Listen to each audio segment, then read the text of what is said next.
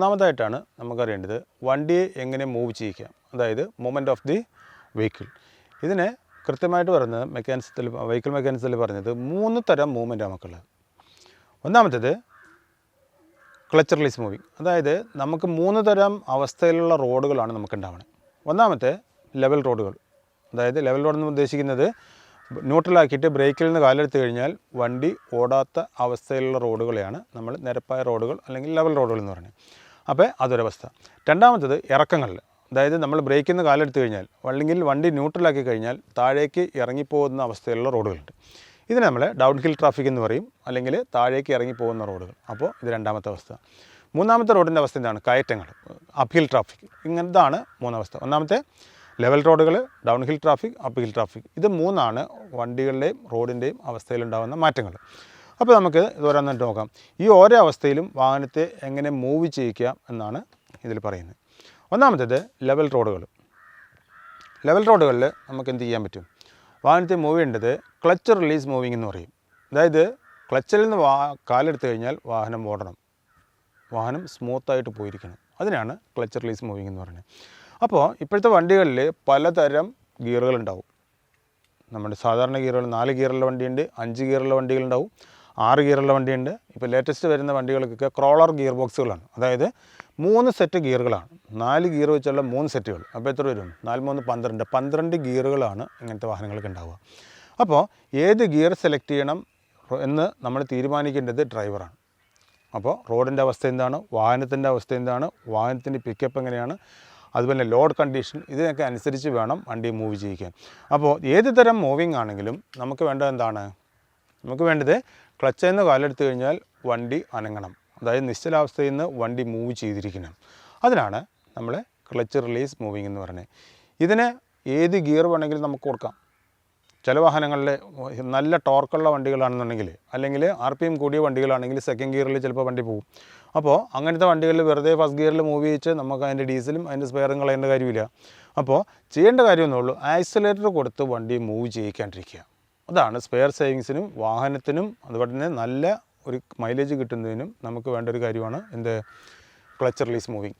അപ്പോൾ വണ്ടിയുടെ അവസ്ഥയ്ക്കനുസരിച്ച്, റോഡിൻ്റെ അവസ്ഥയ്ക്കനുസരിച്ച്, വണ്ടിക്ക് ലോഡ് കൂടുതലുള്ള അവസ്ഥയിൽ സെക്കൻഡ് ഗിയറിൽ വണ്ടി പോവില്ല, അല്ലെങ്കിൽ തേർഡ് ഗിയറിൽ വണ്ടി പോവില്ല. അപ്പോൾ നമുക്ക് എന്ത് ചെയ്യണം? അതിന് അവസ്ഥയ്ക്കനുസരിച്ച് അതാത് ഡ്രൈവറുടെ ഡിസ്ക്രിഷണറി പവറാണ്, അയാൾക്ക് തീരുമാനിക്കാം. അതായത് അയാളുടെ വണ്ടിയുടെ അവസ്ഥ എന്താണെന്ന് കണക്കൂട്ടി ചെയ്യാം. അപ്പോൾ അതാണ് ഒന്നാമത്തേത്. ലെവൽ റോഡുകളിൽ നമ്മളെപ്പോഴും അവലംബിക്കേണ്ടത് ആക്സിലേറ്റർ കൊടുത്ത് മൂവ് ചെയ്യിക്കുക എന്നുള്ള മറന്നേക്കുക ഇങ്ങനെയുള്ള കാലത്ത്. അപ്പോൾ ക്ലച്ചിൽ നിന്ന് കാലെടുത്ത് കഴിഞ്ഞാൽ വണ്ടി ഉരുളണം. അതിനെയാണ് നമ്മൾ ലെവൽ റോഡുകൾ ഉപയോഗിക്കുക, ക്ലച്ച് റിലീസ് മൂവിങ്. രണ്ടാമത്തായിട്ട് ഡൗൺ ഹിൽ ട്രാഫിക്. ഇറക്കത്തിലെ വണ്ടി നിൽക്കണമെന്നുണ്ടെങ്കിൽ നമുക്ക് ഫസ്റ്റ് ഗിയർ കൊടുക്കണോ? കഴിഞ്ഞ എപ്പിസോഡിൽ ഒരാൾ ചോദിച്ച സംശയമാണ്. പലരും സെക്കൻഡ് ഗിയറിൽ വണ്ടി എടുക്കുന്നുണ്ട്, തേർഡ് ഗിയറിൽ വണ്ടി എടുക്കുന്നുണ്ട്, ഇത് ശരിയാണെന്ന് ചോദിക്കണേ. അപ്പോൾ ഏത് ഗിയറിലും വണ്ടി എടുക്കാൻ കുഴപ്പമൊന്നുമില്ല. ഏതിനനുസരിച്ച്, റോഡിൻ്റെ അവസ്ഥയ്ക്കനുസരിച്ച് നമുക്ക് ഗിയറിന് ഉപയോഗിക്കാൻ പറ്റും. അതായത് ഒരു ഇറക്കത്തിലാണ് വാഹനം നിൽക്കുന്നതെങ്കിൽ, ബ്രേക്കിൽ നിന്ന് കാലെടുത്ത് കഴിഞ്ഞാൽ വണ്ടി മൂവ് ചെയ്യുന്നുണ്ടെങ്കിൽ ഫസ്റ്റ് ഗിയർ കൊടുക്കണോ? വേണ്ട. എന്താ ഫസ്റ്റ് ഗിയറിന് പറയുന്നത്? ഫസ്റ്റ് ഗിയറിന് പറയുന്നത് അതിനെ മൂവിങ് ഗിയർ എന്ന് പറയുന്നത്. നിശ്ചലാവസ്ഥയിൽ നിന്ന് വണ്ടി ജസ്റ്റ് ഒന്ന് ഉരുട്ടിയെടുക്കാനുള്ള ഗിയറാണ് ഫസ്റ്റ് ഗിയർ. അതിൽ ഒരുപാട് സ്പീഡൊന്നും നമുക്ക് കിട്ടില്ല. അപ്പോൾ തനിയെ ആ വണ്ടി ആ സ്പീഡ് അറ്റൈൻ ചെയ്യുന്നു എന്നുണ്ടെങ്കിൽ you must not use the first gear. അല്ലെങ്കിൽ നിങ്ങൾ യാതൊരു കാരണവശാലും ആ ഫസ്റ്റ് ഗിയർ ഉപയോഗിക്കേണ്ട കാര്യം എന്താ? തനിയെ ആ വാഹനം മൂവ് ആയിക്കോളും. പിന്നെ നമ്മൾ അതിന് വീണ്ടും സ്ട്രെയിൻ കൊടുക്കേണ്ട കാര്യമില്ല, അല്ലേ? ഞാൻ പലപ്പോഴും കണ്ടിട്ടുണ്ട്, പലരും തെറ്റായിട്ടുള്ള ഫസ്റ്റ് ഗിയറിലെ വണ്ടി എടുക്കുകയുള്ളൂ എന്ന് പറഞ്ഞിട്ട് ഇറക്കങ്ങളിൽ കൊണ്ട് ഫസ്റ്റ് ഗിയർ കൊടുത്ത് കുറേ ആക്സിലേറ്റർ കൊടുക്കണം. അങ്ങനെ ആക്സിലേറ്റർ കൊടുത്ത് അതിൻ്റെ ഡീസലിനെയും ആ വണ്ടിയുടെ സ്പെയർ പാർട്സിനെയും നശിപ്പിക്കേണ്ട ആവശ്യം നമുക്കില്ല. അപ്പോൾ നമ്മൾ ചെയ്യേണ്ടത് എന്താണ്?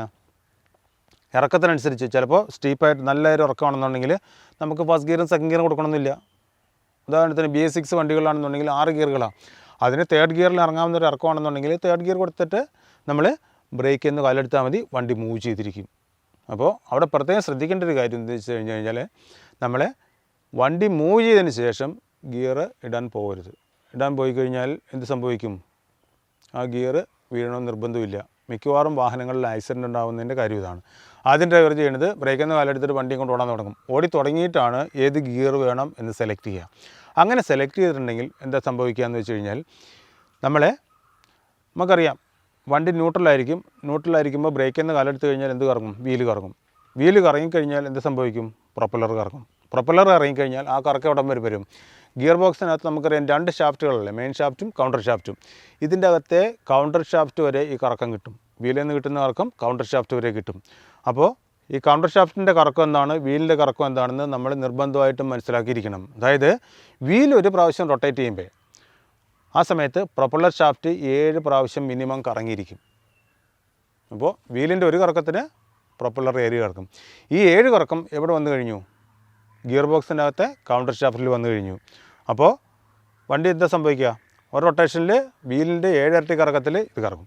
അപ്പോൾ വീലിൻ്റെ സ്പീഡ് കൂടുന്തോറും കൗണ്ടർ ഷാഫ്റ്റിൻ്റെ കറക്കം അതിൻ്റെ 7 ഇരട്ടി 7 ടൈംസിലേക്ക് നമ്മൾ വരുന്നു. അപ്പോൾ ഇവിടെ വേറൊരു കാര്യം സംഭവിക്കും.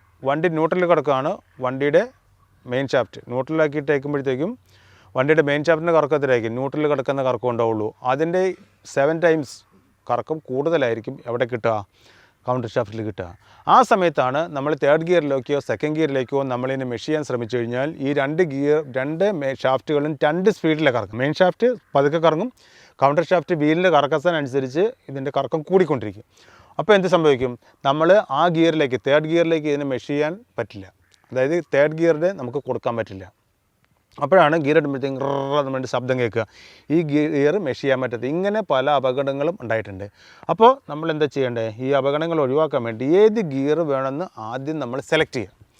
സെലക്ട് ചെയ്തതിന് ശേഷം ആ ഗിയർ കൊടുക്കുക. സെക്കൻഡ് ഗിയറെങ്കിൽ സെക്കൻഡ് ഗിയർ, തേർഡ് ഗിയറെങ്കിൽ തേർഡ് ഗിയർ. ആദ്യം തേർഡ് ഗിയർ കൊടുക്കുക, ക്ലച്ച് ചവിട്ടിയിട്ട് തേർഡ് ഗിയർ കൊടുക്കുക. അതിനുശേഷം ബ്രേക്ക് റിലീസ് ചെയ്യുക. വണ്ടിക്ക് ആവശ്യത്തിന് സ്പീഡായി കഴിയുമ്പോൾ ക്ലച്ച് റിലീസ് ചെയ്ത് കഴിഞ്ഞാൽ വണ്ടി നമുക്ക് സേഫായിട്ട് ഗിയറിലായി കഴിഞ്ഞു. അപ്പോൾ അതാണ് ഇറക്കങ്ങൾ ശ്രദ്ധിക്കേണ്ടത്. പലപ്പോഴും ഡ്രൈവർമാർ ചെയ്യേണ്ടതുണ്ട് തെറ്റായിട്ടുള്ള ധാരണയാണ് ന്യൂട്രലാക്കിയിട്ട് ഓടിക്കുക. അപ്പോൾ തന്നെ കഴിഞ്ഞ ദിവസത്തെ ഡ്രൈവർ ചോദിച്ചത് ന്യൂട്രലാക്കി ഇറക്കം ഓടിക്കഴിഞ്ഞാൽ നമുക്ക് മൈലേജ് കിട്ടില്ലെന്ന്. അപ്പോൾ ഇത് കേബിനെ കുറിച്ച് ഞാൻ വിശദമായിട്ട് ആ ക്ലാസ് പറയാം.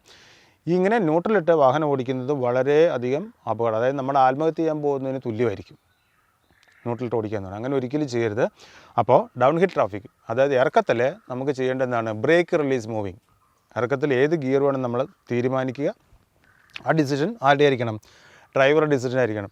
ഡ്രൈവർ ഡിസൈഡ് ചെയ്യുക ഫസ്റ്റ് ഗിയർ വേണോ, സെക്കൻഡ് ഗിയർ വേണോ, തേർഡ് ഗിയർ വേണോ. അത് എന്തിനനുസരിച്ചിരിക്കും? ഇറക്കത്തിൻ്റെ ഇൻറ്റൻസിറ്റി അനുസരിച്ച്. അതായത് ഇറക്കം സ്റ്റീപ്പായിട്ടുള്ള ഇറക്കമാണെന്നുണ്ടെങ്കിൽ നമ്മൾ ഫസ്റ്റ് ഗിയർ മതിയാവും. ഫസ്റ്റ് ഗിയർ അല്ലെങ്കിൽ സെക്കൻഡ് ഗിയർ, അതിൻ്റെ അപ്പുറത്തേക്ക് പോകണ്ട.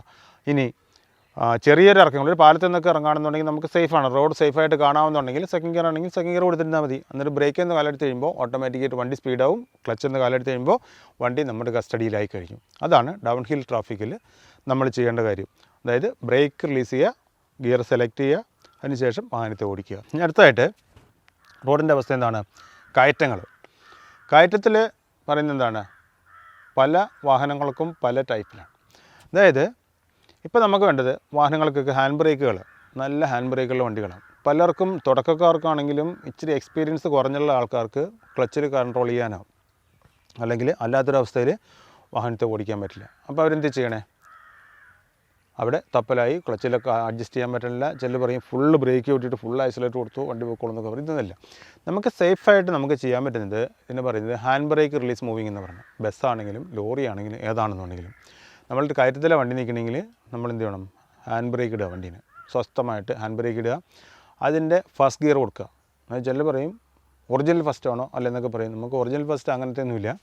അങ്ങനത്തെ ഗിയറുകളുള്ളത് ക്രോളർ ഗിയർ ബോക്സുകൾക്കാണ്. ഒറിജിനൽ ഫസ്റ്റ്, സെക്കൻഡ് ഫസ്റ്റ് എന്നൊക്കെ പറയുന്നത് ക്രോളർ ഗിയർ ബോക്സുകൾക്ക്. ഞാൻ മുമ്പേ പറഞ്ഞു 4 സെറ്റ് ഗിയറുള്ള വണ്ടികളുണ്ടാവും.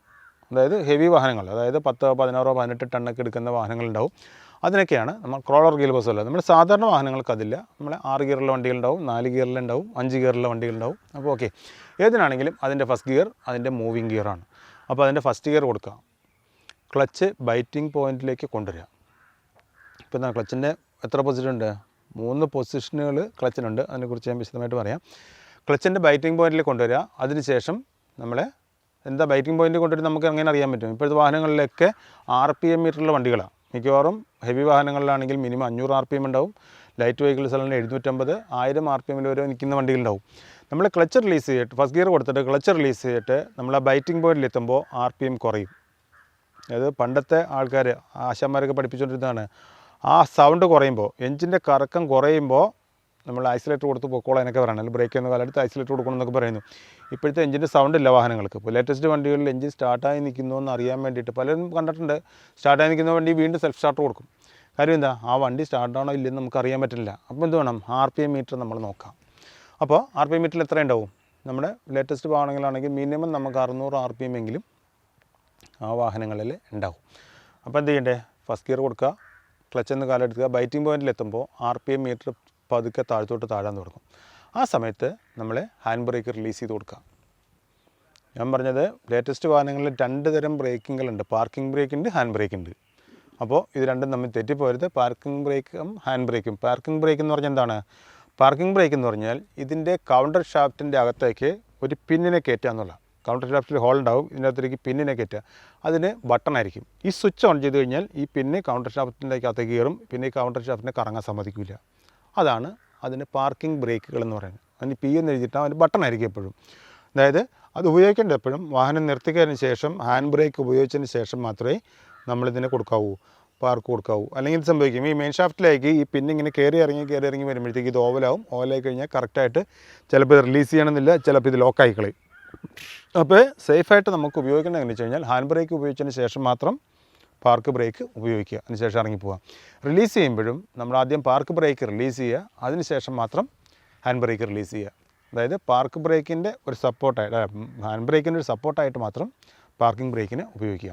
അപ്പോൾ നമ്മൾ പറഞ്ഞു വന്നത് കയറ്റത്തിൽ എങ്ങനെ വാഹനത്തിനെ എടുക്കാം എന്നുള്ളതാണ്. അപ്പോൾ കയറ്റത്തിൽ നമ്മൾ ചെയ്യേണ്ടത് ക്ലച്ചിൻ്റെ ബൈറ്റിംഗ് പോയിൻറ്റിൽ കൊണ്ടുവരിക, അതിനുശേഷം എന്ത് ചെയ്യണം? ഹാൻഡ് ബ്രേക്ക് റിലീസ് ചെയ്യുക.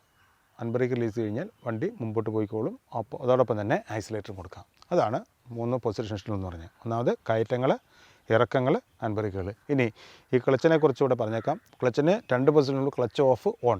അതായത് ക്ലച്ചെന്ന് കാലെടുത്ത് കഴിഞ്ഞാൽ എപ്പോഴും ക്ലച്ച് ഓണാണ് എന്നാണ്. ക്ലച്ചിൽ 3 കാര്യങ്ങളല്ല. ഒന്ന് പ്രഷർ പ്ലേറ്റ്, രണ്ടാമത്തേത് ഫ്ലൈ വീൽ, മൂന്നാമത്തെ ക്ലച്ച് ഡിസ്കുകൾ. ഇങ്ങനെ എന്ത് പറയും? ക്ലച്ച് പ്രഷർ പ്ലേറ്റ് എന്ന് പറയും, CB പ്ലേറ്റ് എന്ന് നമ്മൾ പറയും. നടുക്ക് കിടക്കുന്നത് ക്ലച്ച് ഡിസ്ക്, മൂന്നാമത്തേത് എഞ്ചിൻ്റെ ഫ്ലൈ വീൽ. അപ്പോൾ എഞ്ചിൻ്റെ ഫ്ലൈ വീലിൽ നിന്ന് ഗിയർ ബോക്സിലേക്ക് നമ്മുടെ ഇതിൻ്റെ പവർ ട്രാൻസ്മിറ്റ് ചെയ്യുന്നത് എന്ത് വഴിയാണ്? ക്ലച്ച് ഡിസ്ക് വഴിയായിട്ടാണ്, അല്ലേ? അപ്പോൾ ക്ലച്ചിനെ നമ്മൾ പൂർണ്ണമായിട്ട് ഓഫ് ചെയ്യാന്ന് പറഞ്ഞു കഴിഞ്ഞാൽ എഞ്ചിനും ക്ലച്ചുമായിട്ടുള്ള കണക്ഷൻ നമ്മൾ വിച്ഛേദിച്ചിരിക്കുകയാണ്. അപ്പോൾ അങ്ങനെ ചെയ്യണമെന്നുണ്ടെങ്കിൽ നമ്മൾ ക്ലച്ച് വിടണം. ഓട്ടോമാറ്റിക് വണ്ടികളിലാണെങ്കിൽ വേറെ മെത്തേഡുകളാണ്. അതിനെക്കുറിച്ച് ന്യൂ ജനറേഷൻ വണ്ടികളുടെ ക്ലാസ്സിൽ ഞാൻ വിശദമായിട്ട് പറയാം. ഇപ്പോൾ നമുക്കിവിടെ വേണ്ട എന്താണ്? ക്ലച്ചിനെ ഫുള്ള് ഓഫ് ചെയ്ത് പിടിച്ച് കഴിഞ്ഞാൽ എന്ത് സംഭവിക്കും? എഞ്ചിനും ഗിയർ ബോക്സോടുള്ള കണക്ഷൻ വിട്ട് കഴിഞ്ഞു. ഈ കണക്ഷൻ കൊടുക്കുന്ന ആദ്യത്തെ പ്രക്രിയയാണ് ബൈറ്റിംഗ് പോയിൻ്റ് എന്ന് പറയുന്നത്. നമ്മൾ ക്ലച്ച് റിലീസ് ചെയ്ത് വരുമ്പോഴത്തേക്കും ഇത് ക്ലച്ച് കോണ്ടാക്റ്റ് ആവാൻ തുടങ്ങുന്ന സമയം, അതിനാണ് ബൈറ്റിംഗ് പോയിൻ്റ് എന്ന് പറയുന്നത്. രണ്ടാമത് വീണ്ടും നമ്മൾ ക്ലച്ച് റിലീസ് ചെയ്യുമ്പോഴത്തേക്കാണ് ക്ലച്ചിനെ എൻഗേജ് ചെയ്യുക എന്ന് പറയുന്നത്. അപ്പോൾ വണ്ടി പതുക്കെ മൂവ് ചെയ്യാൻ തുടങ്ങും. മൂവ് ചെയ്ത് ഫുള്ള് കാലെടുത്ത് കഴിയുമ്പോൾ ക്ലച്ച് ഓൺ. അപ്പോൾ ഇതാണ് നമ്മൾ കയറ്റങ്ങളിൽ ചെയ്യേണ്ടത്. അപ്പോൾ കയറ്റത്തിൽ മിക്കവാറും ബിഗിനേഴ്സ് വണ്ടി ഓടിക്കാൻ തുടങ്ങുന്നവർക്കുണ്ടാകുന്ന ഏറ്റവും വലിയ വിഷയം ഇതാണ്. ആക്സിലേറ്ററും ക്ലച്ചും ബ്രേക്കും കൂടെ ഒന്നിച്ച് കൊടുത്തില്ലെങ്കിൽ വണ്ടി പുറകോട്ട് വരുന്ന അവസ്ഥ. ആരും അതിനകത്ത് പേടിക്കേണ്ട കാര്യമില്ല. നമ്മുടെ ഹാൻഡ് ബ്രേക്ക് നമ്മുടെ കയ്യിലുണ്ട്. ഇനി ലേറ്റസ്റ്റ് വണ്ടികളിൽ ഇതിന് ഇച്ചിരി കൂടി ഈസി ആക്കാൻ വേണ്ടിയിട്ടാണെന്നുള്ള ഹിൽ സ്റ്റാർട്ട് അസിസ്റ്റൻസ് എന്ന് പറഞ്ഞിട്ടൊരു സംവിധാനം അതിനകത്തുണ്ട്.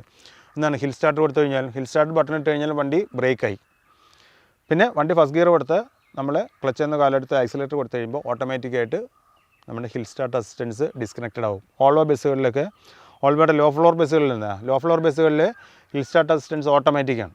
ലോ ഫ്ലോർ ബസ്സുകളിൽ കയറ്റത്തിൽ നിർത്തി കഴിഞ്ഞാൽ അതവിടെ നിന്നോളും. 3 സെക്കൻഡ് സമയം വണ്ടി അനങ്ങാണ്ട് നിൽക്കും. അതിന് ശേഷം മാത്രമേ വണ്ടി പിന്നോട്ട് പോരുള്ളൂ. അപ്പോൾ അത് ഫുള്ളി ഓട്ടോമാറ്റിക് ഗിയർ ബോക്സുകളാണ്. അപ്പോൾ അതിരിക്കട്ടെ, നമ്മുടെ ഇതുപോലെയാണ് 3 പൊസിഷനിൽ വണ്ടി എടുക്കേണ്ടത്. കയറ്റങ്ങളിൽ വണ്ടി എടുക്കേണ്ടത്, ഇറക്കങ്ങളിൽ എടുക്കേണ്ടത്, ലെവൽ റോഡുകളിൽ എടുക്കേണ്ടത്. അപ്പോൾ ഇറക്കങ്ങളിൽ നമ്മൾ ഫസ്റ്റ് ഗിയർ കൊടുക്കണം നിർബന്ധമില്ല. സെക്കൻഡ് ഗിയർ കൊടുക്കണോ? സെക്കൻഡ് ഗിയറും കൊടുക്കണം നിർബന്ധമില്ല. റോഡിൻ്റെ കണ്ടീഷൻ അനുസരിച്ച്, വാഹനത്തിൻ്റെ കണ്ടീഷൻ അനുസരിച്ച്, ലോഡിൻ്റെ കണ്ടീഷൻ അനുസരിച്ച് ആ ഗിയർ, ഏത് ഗിയർ വേണമെന്ന് നമ്മുടെ ഡ്രൈവർ സെലക്ട് ചെയ്യുക. അപ്പോൾ അതാണ് ഇറക്കങ്ങളിൽ ചെയ്യേണ്ടത്. ലെവൽ റോഡുകളിൽ യാതൊരു കാരണവശാലും ആക്സിലേറ്റർ കൊടുത്ത് വണ്ടി മൂവ് ചെയ്യരുത്. നിങ്ങൾ ടെസ്റ്റിന് പോകുകയോ എന്ത് ചെയ്താലും നിങ്ങളുടെ അടുത്ത ഒരു മാർക്കാണ്. മുമ്പ് ഞാൻ പറഞ്ഞു സിഗ്നലിനെ കുറിച്ച് പറഞ്ഞപ്പോഴത്തേക്ക് 1 മാർക്ക് വീണു. രണ്ടാമത്തെ മാർക്ക് ഇതാണ്, ഇവൻ എങ്ങനെ വാഹനം എടുക്കുന്നു, എങ്ങനെ മൂവ് ചെയ്യുന്നു എന്നുള്ളതാണ് രണ്ടാമത്തെ മാർക്ക്. അവൻ ഏത് ഗിയറാണ് കൊടുക്കുന്നത്. അപ്പോൾ എല്ലാവരും ഉദ്ദേശിക്കും ഡ്രൈവിംഗ് ടെസ്റ്റിന് വരുമ്പോഴത്തേക്കും വെഹിക്കിൾമാർ അല്ലെങ്കിൽ ഓഫീസർമാരിരിക്കുമ്പോഴത്തേക്കും ഇറക്കത്തിലും ഫസ്റ്റ് ഗിയർ കൊടുത്തല്ലേ കുഴപ്പമുണ്ടോ?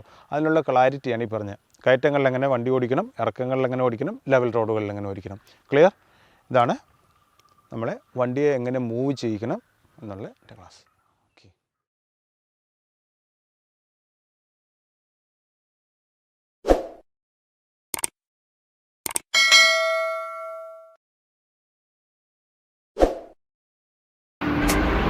Okay.